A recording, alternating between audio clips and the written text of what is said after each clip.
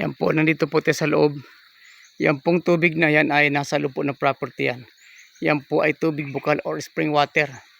Inumin po yan at yan po ay dumadaloy po sa Agus River. Ito po ang sitwasyon ng lupa natin. May mga nyug po tayo dito. May mga langka. Ang kagandahan po nito ay magkabilaan po ito sa Marilaki Highway. Yan po, magkabilaan po ang lupa sa Marilaki Highway.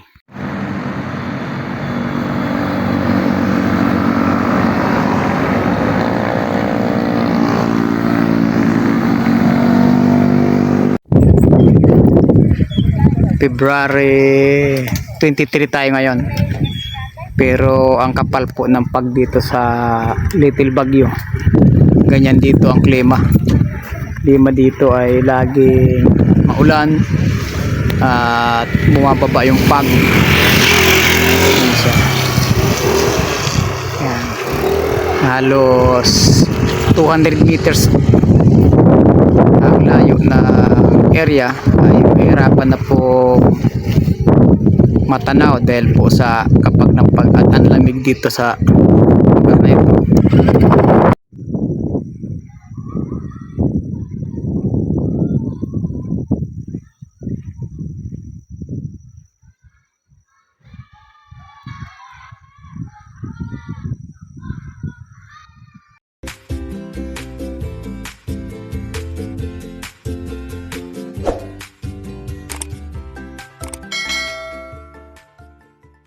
Ladies and gentlemen, magandang araw po sa lahat, lalo po sa ating mga subscriber, viewer at visitor sa ating channel.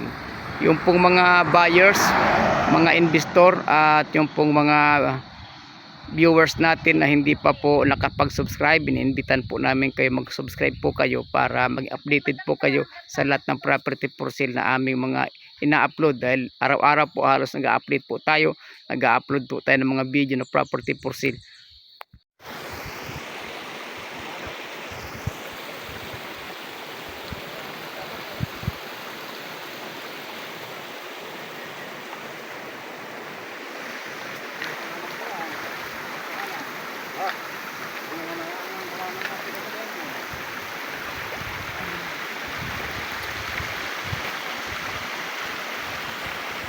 Ladies and gentlemen, ang location po natin ay Infanta, Quezon Province.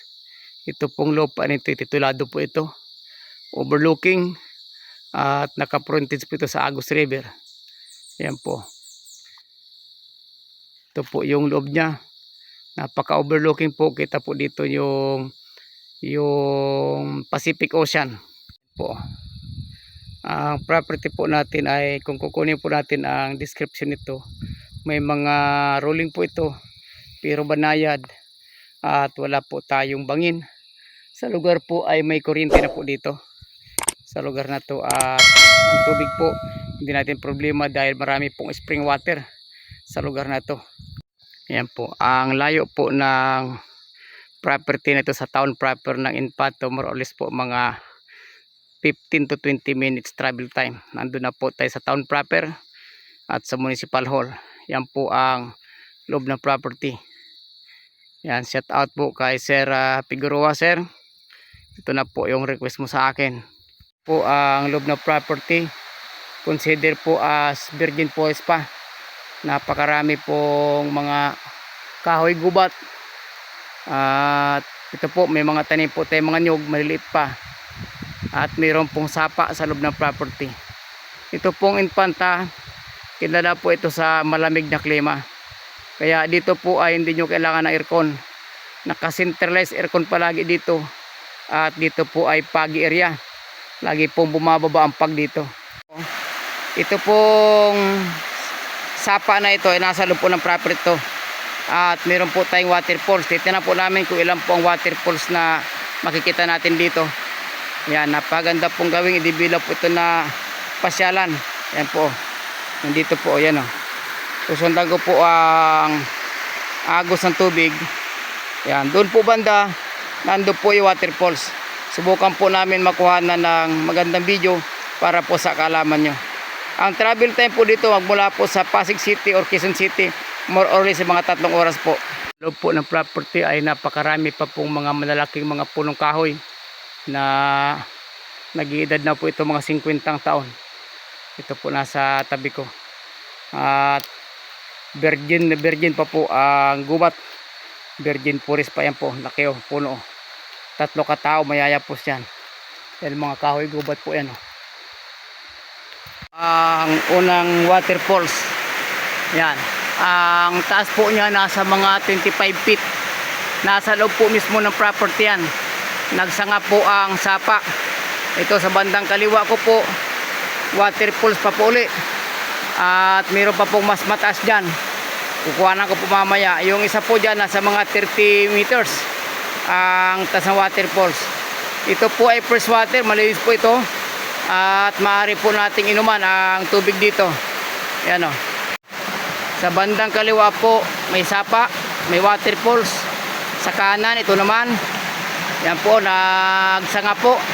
Sa isang property ay nagsanga po ang dalawang yan at nagdalawa na po ang waterfalls. Ito po ang tubig. Yan. Yan po yan o.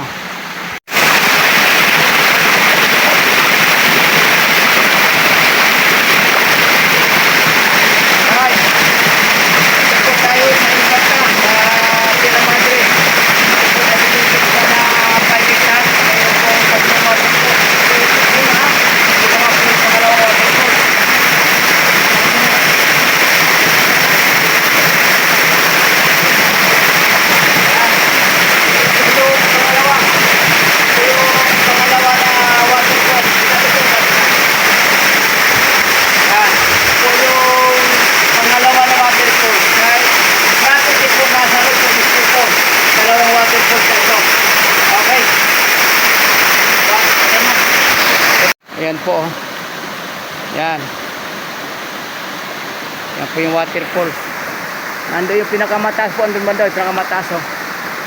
May alapitan ko po yan. Yan ang pinakamataas oh. Yung pang-apat na waterfalls. Andun naman po sa taas oh. Yung taas na yon. Yan. Nasa mga 30 to 40 feet na po ang taas. Ng dalawang layer po ito magkasunod. 2 layers po ito. Ito yung unang layer. Yan, unang layer po yan na waterfalls. Ando naman sa taas yung isa, yun o. Nasa mga 30 meters po yon ang taas noon. Pagmasdan po natin, pagsawa natin ang paningin, ang napagandang waterfalls. Yan. Nasa loob ng property. Double layer. Pang 5 na po ito. 3 na kanina yung nakita ko.